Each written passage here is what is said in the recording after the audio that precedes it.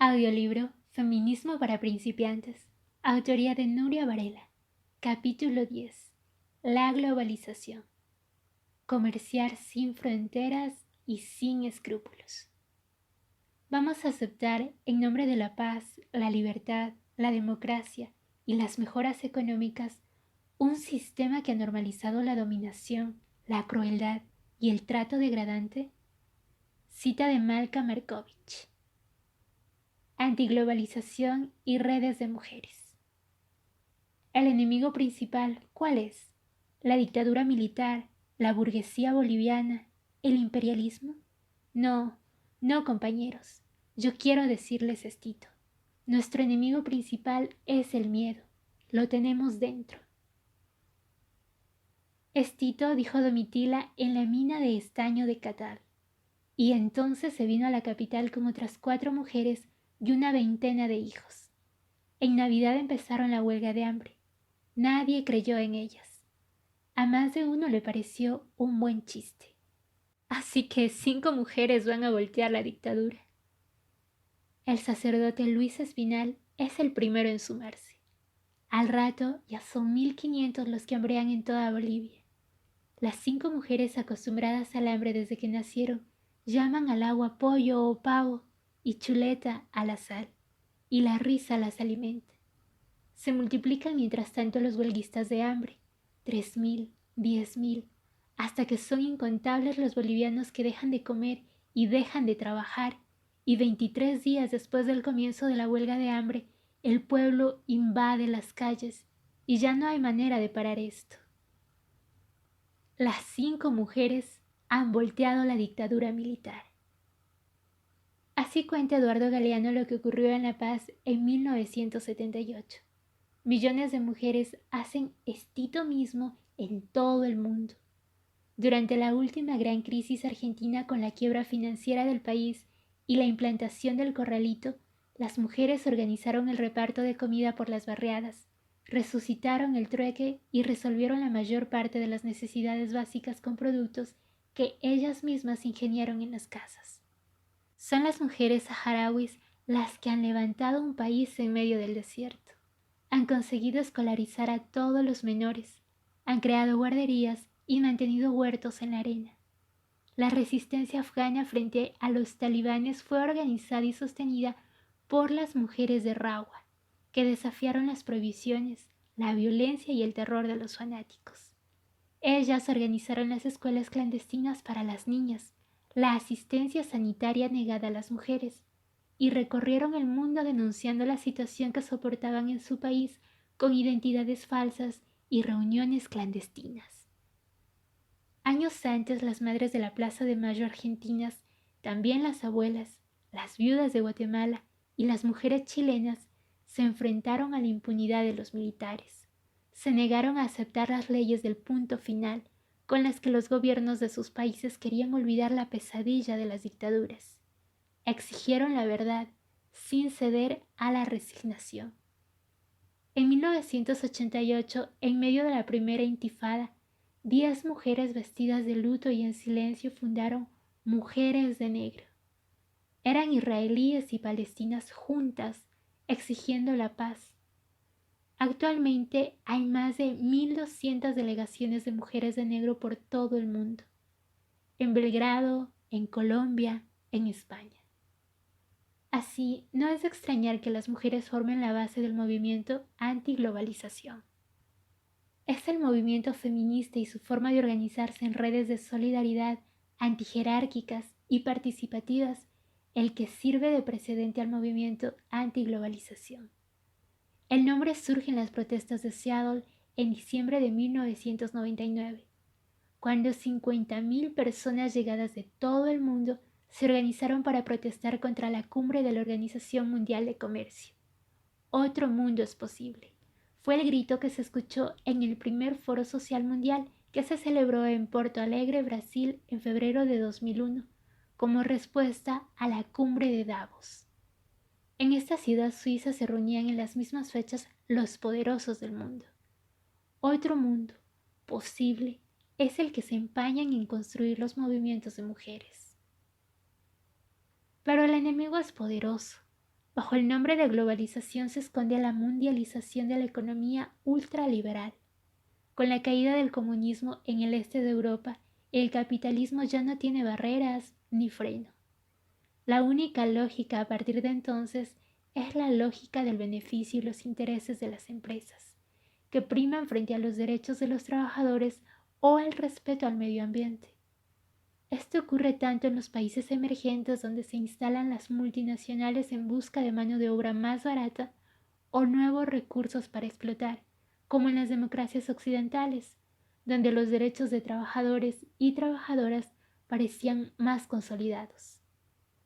Es la llamada, entre comillas, nueva economía, nombre que se acuña en la Bolsa de Nueva York y, como explica Pepa Roma, está basada en la privatización de las empresas públicas y los recursos naturales, el recorte de los gastos sociales, la liberalización del mercado laboral y la eliminación de todas las barreras que se interponen al comercio y al flujo de capitales.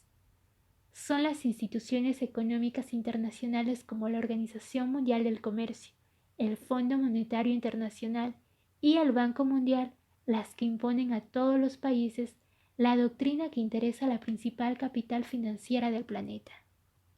Son estas instituciones las que obligan a los gobiernos a aceptar las nuevas políticas económicas para conseguir préstamos a cambio y ser admitidos en las reglas del comercio mundial. Nora, una madre colombiana. La globalización, así sin apellidos, podría definirse como la apertura de las fronteras, la libertad absoluta de mercados y transacciones financieras, la información y operatividad al instante a través de Internet. Pero si se trata de la globalización gestionada por el neoliberalismo, la que actualmente sufrimos, como mínimo habría que decir que está ahondando más y más las desigualdades, no solo las sociales y económicas, sino también las provocadas por razón de sexo. En realidad, la era global no solo supone una nueva etapa del capitalismo, sino, y sobre todo, una furibunda base del patriarcado. El modelo de globalización actual confunde progreso humano con desarrollo tecnológico, acumulación ilimitada de riquezas con felicidad y deseos con cualquier clase de caprichos que el dinero y la tecnología puedan proporcionar al margen de una mínima justicia social. Susan George, filósofa, analista política y presidenta del Observatorio de la Mundialización, en el anexo de su informe Lugano, al referirse a las alternativas posibles a la globalización neoliberal, escribe lo siguiente: la más eficaz es dar educación y posibilidad de elección a la mujer, algo imposible con los programas de austeridad y ajuste estructural vigentes. Fin de la cita. Imposible según la lógica del Fondo Monetario Internacional y del Banco Mundial, pues cuando conceden un préstamo a un país con grandes carencias, lo primero que exigen es que recorte gastos sociales, lo que supone que ese país no saldrá nunca de su pobreza. Las instituciones internacionales del comercio solo obedecen a los dictámenes de las multinacionales y a sus intereses privados.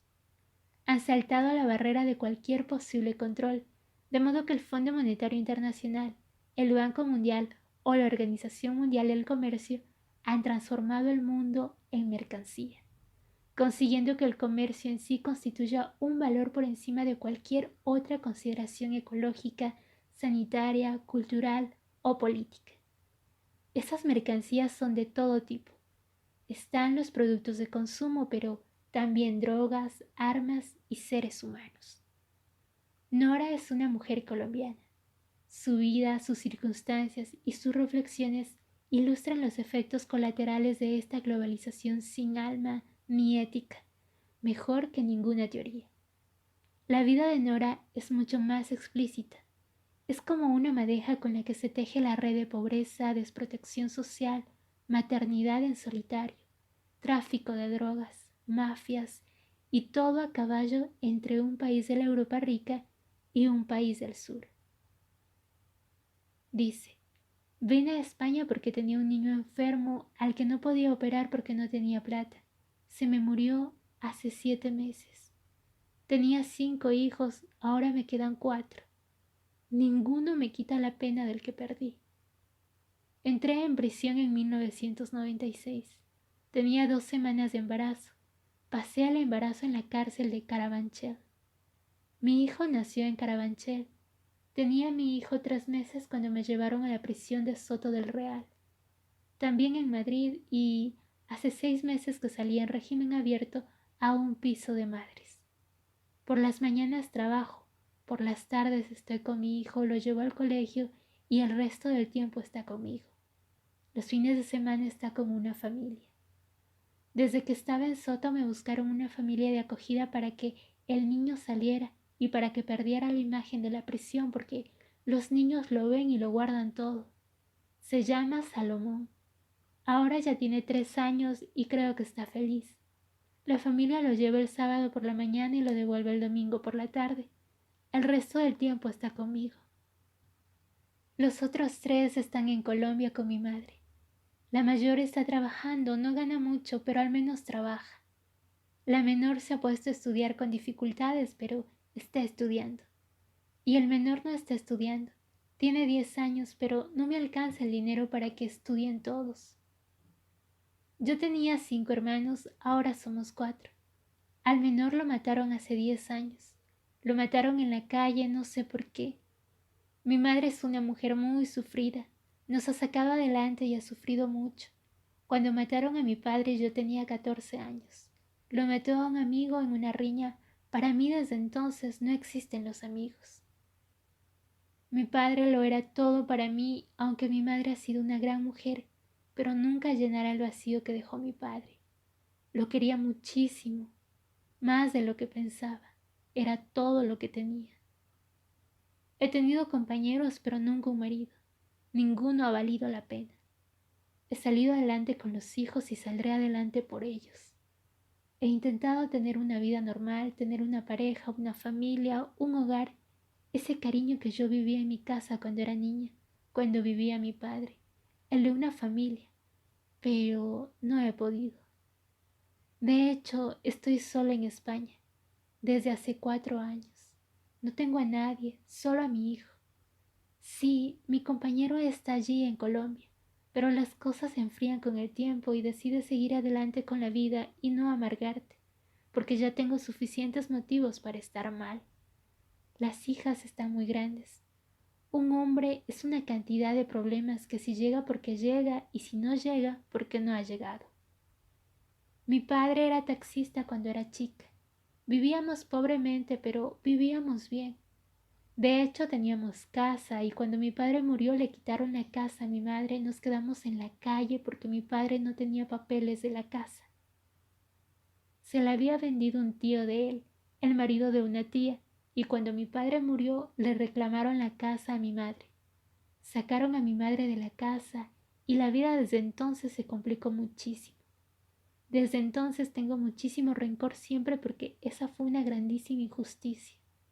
Cuando murió mi padre, lo único que le quedó a mi madre después de haber vivido tantos años casada con él fueron problemas, nada más que problemas. 5 hijos, 5 problemas. Mi madre no trabajaba fuera de la casa, tuvo que empezar cuando se quedó viuda. Ella y nosotros. Estábamos demasiado jóvenes para tener la obligación de trabajar tan pronto, pero lo hicimos. Mi madre se puso a trabajar en casas de familia. Yo también trabajé como auxiliar de odontología en un centro. Luego quedé embarazada y me fui de casa y comencé la lucha. Era muy joven. Me fui a conocer mundo, a trabajar, a guerrear, a seguir adelante. Siempre conté con el apoyo de mi madre. Me fui por los llanos orientales donde se cultiva la coca. Allí estuve trabajando mucho tiempo, 10 años o algo así, cultivando y alimentando a trabajadores, trabajando en el campo y en lo que saliera. Después tuve la segunda niña y a los 2 años volví con mi madre. Le dejé a las niñas y me volví a trabajar otros 6 años. Me fue fatal. Allí tuve a los 2 niños varones, uno seguido de otro. Muchas madres salen adelante con sus hijos, porque yo no lo iba a hacer. Yo quiero mi libertad. Cuando estás casada hay un compromiso y cuando llegan los problemas, que siempre llegan, los únicos comentarios que escuchas son: ¿para qué te casaste? Yo no soy partidaria del matrimonio para nada y ya tengo 38 años. Si en una pareja no hay respeto, no hay nada. Entonces mejor no casarse. Nunca he tenido dinero. Cuando volví al lado de mi madre con mis 4 hijos, yo trabajaba en casas haciendo la limpieza, pero ganaba muy poco y no tenía para atender a este niño. Nació con problemas en los pulmones que le impedían la llegada regular de oxígeno al cerebro, y eso le provocó lesiones cerebrales. Estuvo muchos días en la incubadora con cantidad de problemas. Nació este niño. Recuperó un poco, pero cuando tenía 3 años los médicos me dijeron que necesitaba una operación y yo no tenía dinero para él. Hice un trato. En mi país hay gente que se dedica a eso. Sabe quién tiene necesidades y las aprovecha. Un día me abordó un hombre en la parada del autobús. Me preguntó si necesitaba dinero y me hizo una oferta. El trato fue que yo traía a España la maleta que me daban y ellos me traían el niño para operarle. Pero tuve la mala suerte de que me pillaron en el aeropuerto. Tomé la decisión de pasar esa maleta porque era la única manera de hacer lo necesario por mi hijo. Yo no tenía con qué responder. Aquí no es mucho dinero, pero allí necesitaba 200,000 pesos, 540 euros, solo por una prueba. Yo no lo tenía. Allí no hay seguridad social, allí nada es regalado. A mí me tenían que haber hecho una cesárea para que ese niño hubiera salido bien, pero no me la hicieron porque no tenía dinero para pagarla. Por parir también te cobran. Yo no sé ahora, pero entonces eran entre 30,000 y 35,000 pesos. Si tienen que hacerte una cesárea, 30 euros más, pero además tienes que quedarte unos días en el hospital y pagas cada día. Yo pasé la maleta, salí de Barajas y me pillaron fuera. Me metí en el taxi, le dije la dirección al conductor y antes de que arrancara se acercó un policía de paisano que me dijo: por favor, acompáñeme. Todo mi miedo en ese momento era que yo no volvía a ver a mi niño vivo. Nunca he sabido qué pasó, pero el policía vino directo a mí. La maleta venía bien preparada. Yo no sé qué pasó. Lo que sí sé es que tengo que pagar 9 años, 10 meses y un día. Me acusaron de un delito contra la salud pública. Traía 1,5 kilos. Me castigaron por haber traído poquita. Si hubiese traído muchos kilos, ya habría salido. Había una azafata a la que pillaron con 25 kilos y salió en un año. La conocí en la cárcel, una argentina. ¿Cómo salió? Con dinero, claro. El dinero manda. A mí me castigaron por traer poquito. Cuando yo saqué a la jueza los papeles de mi niño porque estaba malo, estaba muy malo, y yo traía todos los papeles por si acaso el trato salía bien y podíamos operarle aquí en Madrid, la jueza me dijo que mentía. Yo solo les dije: a mí, si me tienen que condenar, que me condenen, pero que me dejen ir a pagar a mi país porque quiero ver a mi hijo antes de que se muera. Y me dijo: miente. Mi niño se murió hace 7 meses. En la prisión sabes quién es tu amigo si tienes madre. Amigos no tengo. Solo tengo madre y a mis hijos. Todos los niños saben que estoy en la cárcel. No tengo por qué ocultarlo. No he matado a nadie. Desde que me cogieron se enteraron, porque yo no dije a nadie a dónde iba ni nada. Fui donde mi madre, le dejé a los niños y dije: vengo mañana. No había acuerdo de dinero, solo traer al niño a Madrid y hacer aquí lo que se pudiera por él. Nada se hizo. Ahora ya comienzo a estar un poco tranquila. El resto de mis hijos están bien dentro de lo que cabe. Están con mi madre. No están como reyes, pero no están en la calle. Además son niños, sobre todo las 2 niñas mayores, muy conscientes. Mi hija mayor no ha tenido infancia, siempre ha trabajado.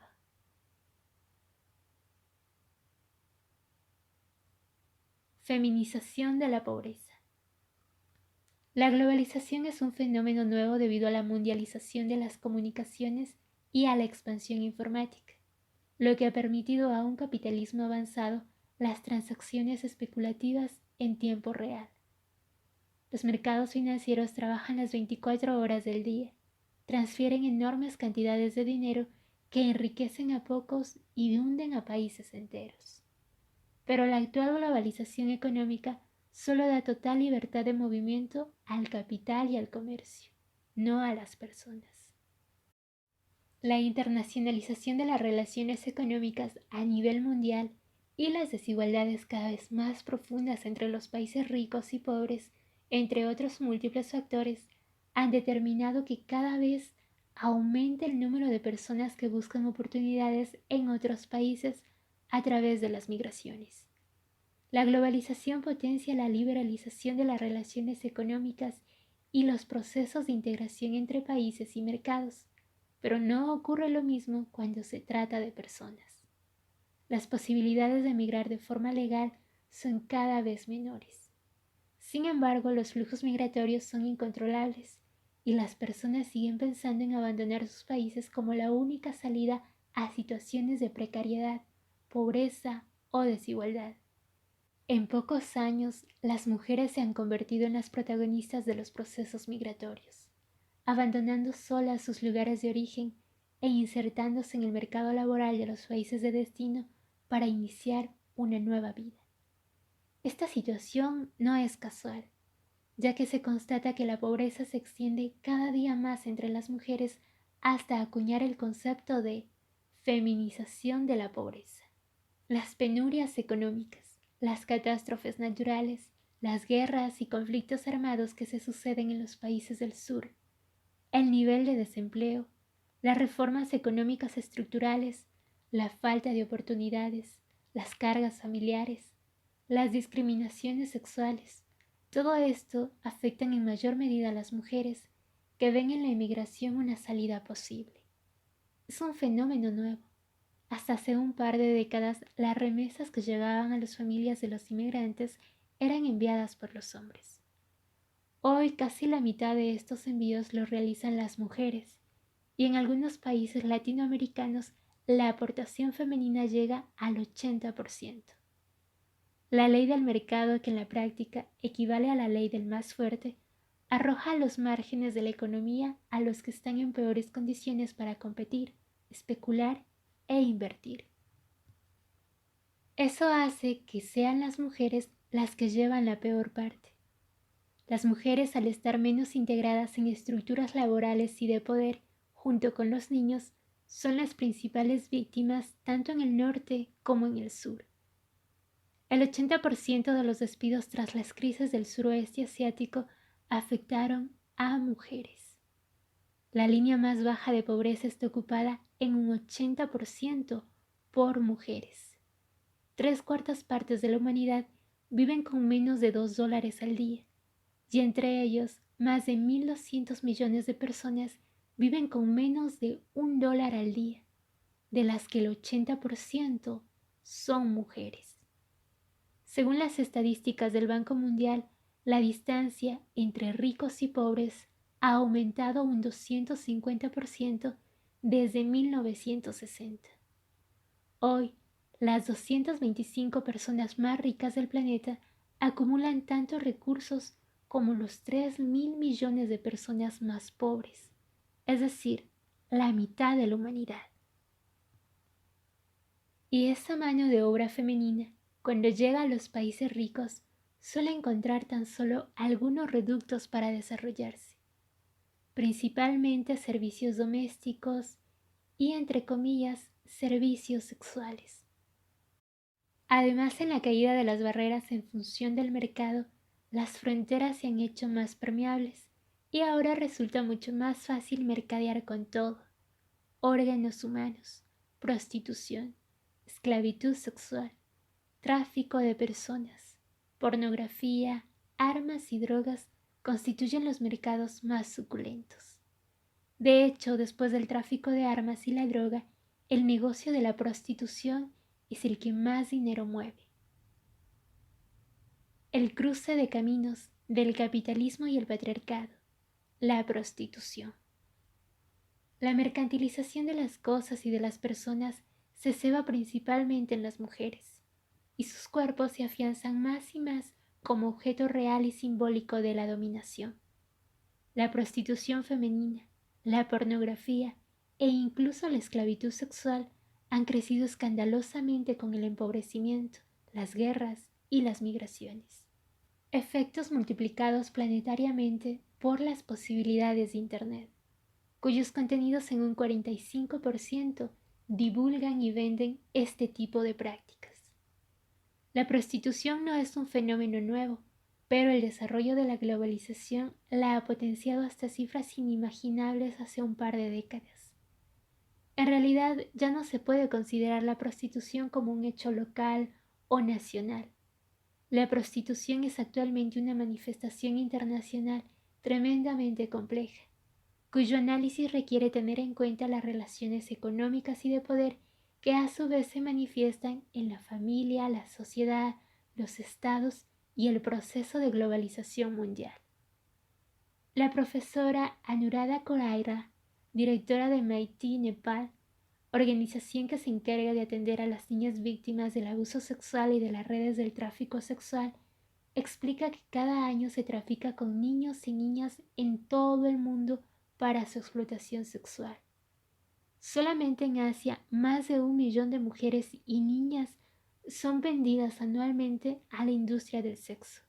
Koirala señala entre los principales implicados a los padres, conocidos o amigos, aduaneros y policías, autoridades locales, políticos.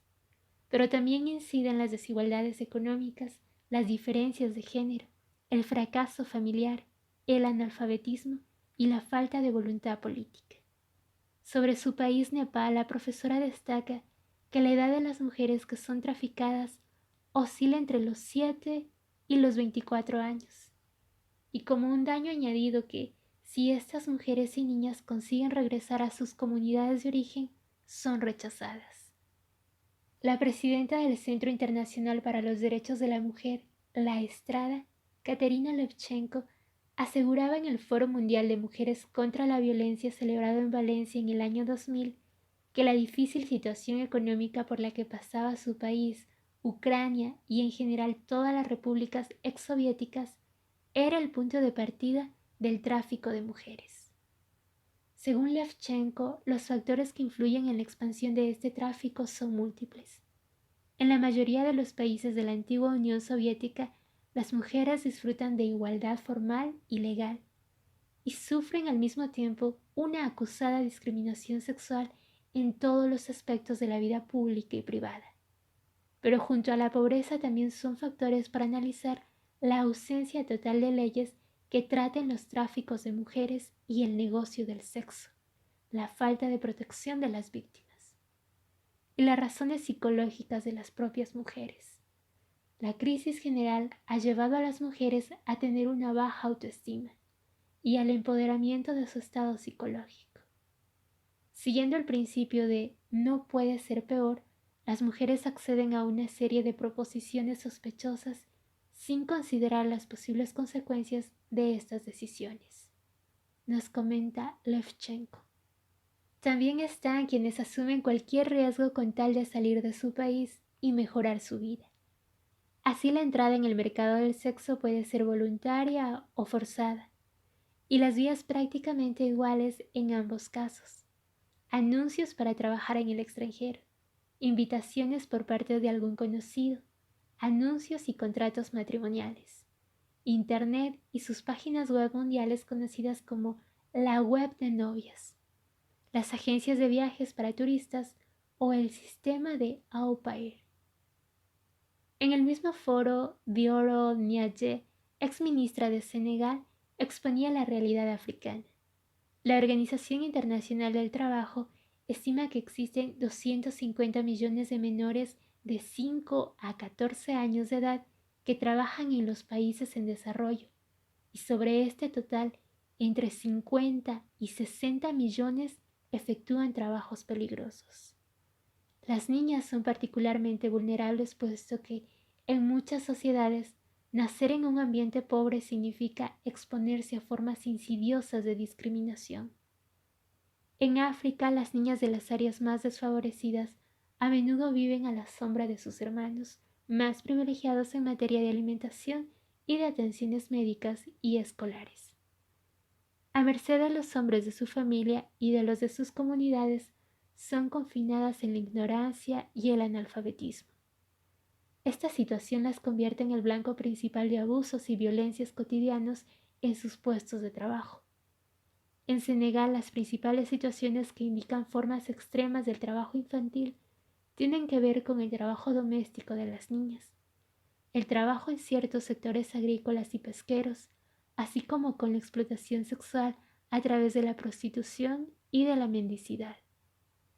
En las últimas décadas, explicaba Diaye, han nacido y se han desarrollado nuevas formas de explotación sexual de niños y niñas, tales como la prostitución de menores, la pornografía y la pedofilia en las zonas turísticas. Distintas posturas feministas frente a la prostitución. El pensamiento feminista se encuentra actualmente dividido entre dos amplias perspectivas enfrentadas respecto a la prostitución. Por un lado están quienes consideran la prostitución como una violencia hacia las mujeres que ha de ser erradicada, y por otro quienes entienden que la regulación de la prostitución es la mejor vía para garantizar la protección de quienes la ejercen. Puede hablarse de 5 posturas. 1. Abolicionista. Considera la prostitución como un atentado contra la dignidad de las mujeres y por tanto niega toda posibilidad de legalización, ya que llevaría a perpetuar la injusticia. 2. Prohibicionista. Se basa en la represión penal del ejercicio de la prostitución, castigando tanto a quien la ejerce como al cliente. 3. Reglamentarista. Rechaza moralmente la prostitución. Considera que es un mal inevitable y que en esta medida es necesario aceptarla y regularla para evitar la clandestinidad en la que se ejerce. Propone que sea el Estado quien controle la actividad, imponiendo una serie de controles de orden público y garantizando el ejercicio de los servicios sexuales en las mejores condiciones sanitarias posibles. 4. Legalista.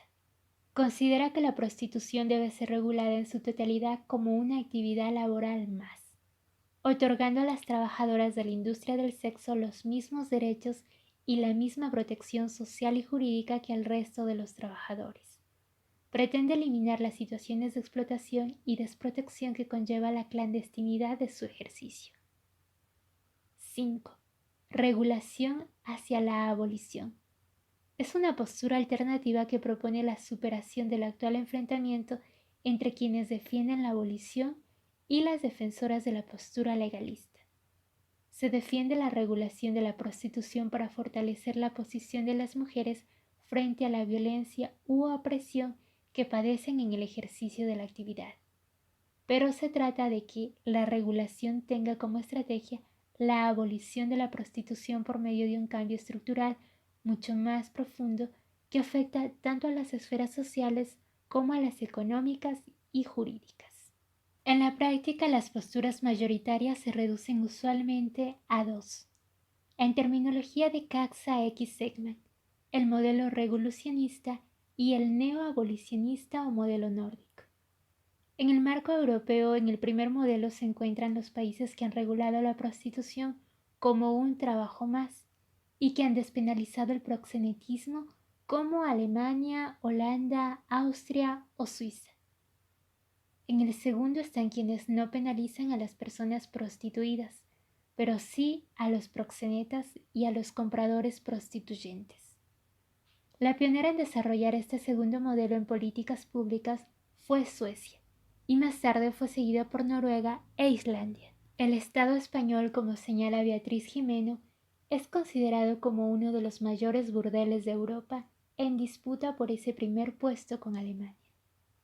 La primera postura, el modelo regulacionista, defiende que las prostitutas plantean las mismas demandas que las feministas y que el conjunto de las mujeres. Aspiran al derecho al trabajo, a recibir protección contra la violencia, a una vida sexual en la forma que ellas quieren.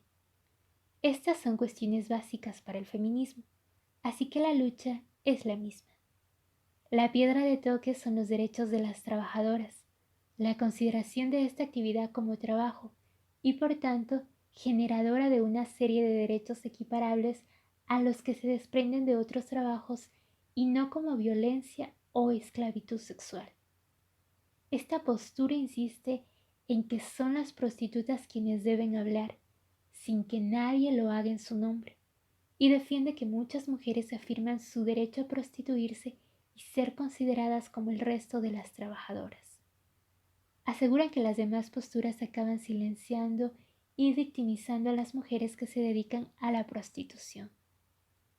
Como explica Cristina Garayzábal, del colectivo Etaira. Si no tenemos en cuenta las decisiones que toman las prostitutas, si las victimizamos pensando que siempre ejercen de manera obligada y forzada, si consideramos que son personas sin capacidad de decisión, no podremos romper con la idea patriarcal de que las mujeres somos seres débiles e indefensos, necesitados de protección y tutelaje. Fin de la cita. Quienes se inscriben en esta postura exigen que la prostitución sea una actividad económica y laboral, con una regulación que además garantice la descriminalización de la prostitución libre entre adultos y la regulación de las relaciones entre terceros, clientes y empresarios, de acuerdo con las leyes de comercio, laborales y fiscales. También reclaman la aplicación estricta de las leyes penales contra el fraude, la coacción, la violencia, el abuso sexual de los niños, el trabajo infantil, los delitos contra la libertad sexual y el racismo, se produzcan donde se produzcan, tengan carácter nacional o internacional e impliquen o no la prostitución. El respeto de sus derechos humanos y libertades civiles, incluyendo la libertad de expresión, de viajar, de emigrar, de trabajar, de casarse, de tener hijos y cobertura de riesgo de desempleo, salud y vivienda. Derecho de asilo para todos aquellos a los que se acuse en su país de un crimen como la prostitución u homosexualidad. Libertad para elegir el lugar de trabajo dentro de las regulaciones administrativas aplicables a otro tipo de actividades económicas. Y derecho de asociación y trabajo colectivo. Frente a esta postura, una segunda línea parte de no reconocer la prostitución como una actividad económica más. Considera que la realidad ofrece un panorama menos idílico. Así sostiene que en los países donde se incrementa el nivel de renta, la prostitución local es sustituida por mujeres extranjeras de países más pobres. Son los nuevos circuitos de la globalización.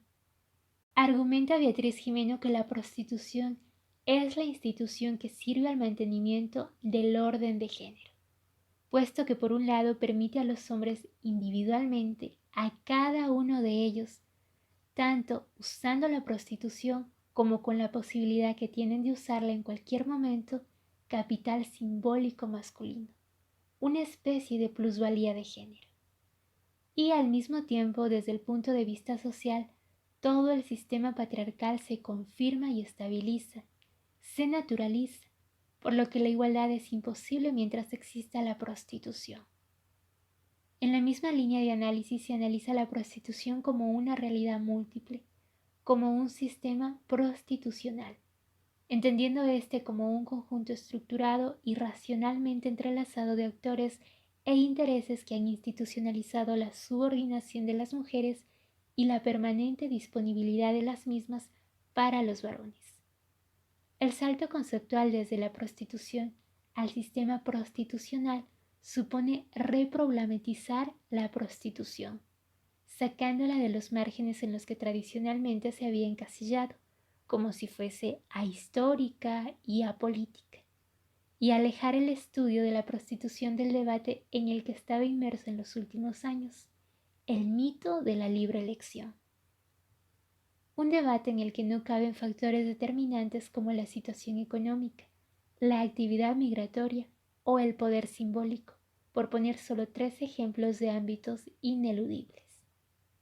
La prostitución atenta contra la dignidad de las mujeres, convirtiendo sus cuerpos en objetos de comercio y violencia.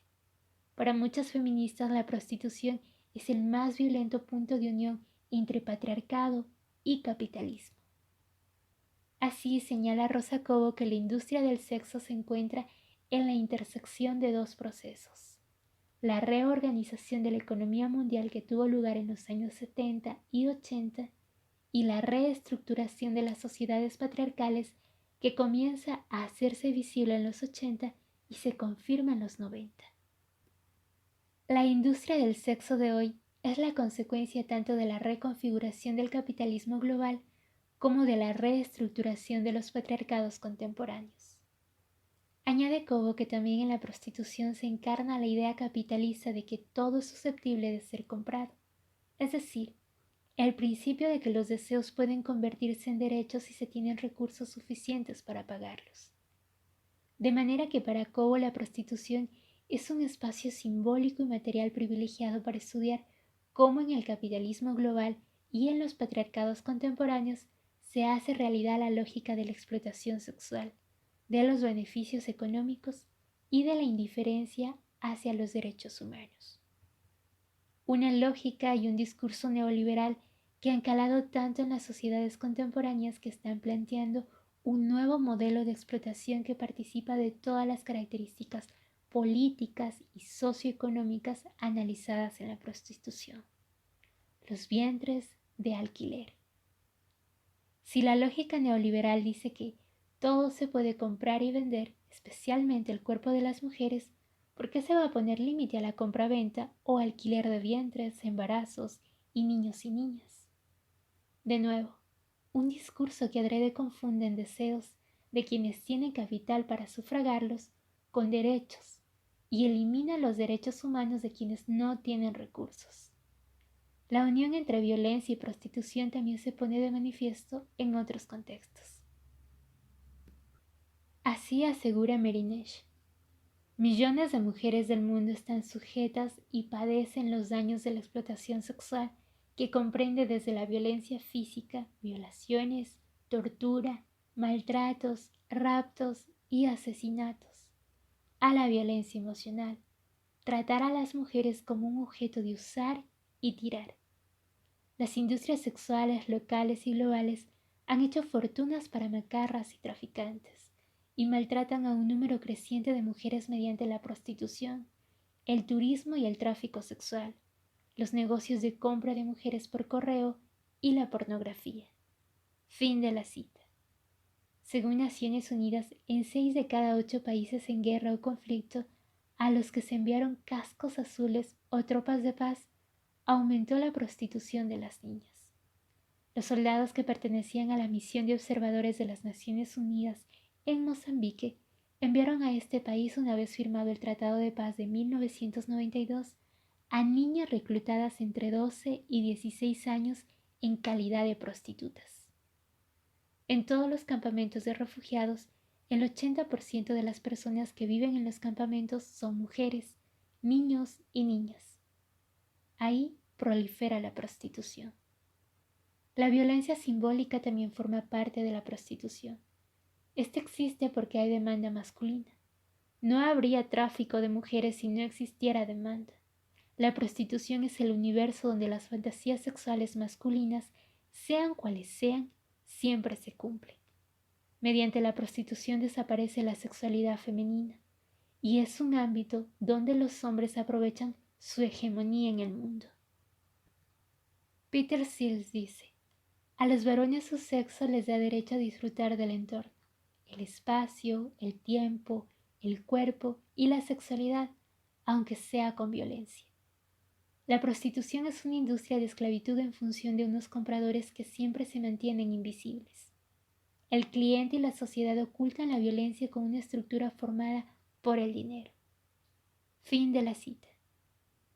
Por ello, para Fraser y otras feministas, es en la prostitución donde se revela hoy la fragilidad del género, y así explica que aquello que con frecuencia se vende ahora en la sociedad del capitalismo tardío es una fantasía masculina del derecho sexual masculino. Lejos de adquirir poder de mando sobre una prostituta, lo que obtiene el cliente es la representación escenificada de dicho poder. Cita de Fraser. En el planteamiento abolicionista, la prostitución, la trata de seres humanos con fines de explotación sexual, la industria de la pornografía y los vientres de alquiler no forman parte de universos aislados, sino que son un único universo posible por la intersección del capitalismo, donde los ricos compran a los pobres, y del patriarcado, donde los hombres compran a las mujeres, sin olvidar la presencia del racismo y de las relaciones neocoloniales norte-sur. La periodista mexicana Lidia Cacho investigó durante 5 años las redes internacionales de trata sexual de mujeres y niñas. Sus conclusiones son demoledoras. Lejos de disminuir o tender a erradicarse, la sofisticación de la industria sexual a nivel mundial ha creado un mercado que muy pronto superará al número de esclavos vendidos en la época de la esclavitud africana, que se extendió desde el siglo XVI hasta el XIX. El mundo experimenta una explosión de las redes que roban, compran, esclavizan y asesinan a niñas y mujeres. Estamos presenciando el desarrollo de una cultura de normalización del robo, desaparición, compraventa y corrupción de niñas y adolescentes en todo el planeta, que tiene como finalidad convertirlas en objetos sexuales de alquiler y venta. Una cultura que además promueve la cosificación humana como si fuera un acto de libertad y progreso. El siglo XXI ha sido testigo de la recreación y profesionalización de los grupos del crimen organizado. Siguiendo las reglas capitalistas del mercado de libre comercio, las mafias han creado rutas de comunicación nunca antes vistas para traficar con bienes y servicios entre países y continentes. Generar violencia y vender protección es su negocio. Adquirir y ofrecer dinero, placer y poder es su meta fundamental.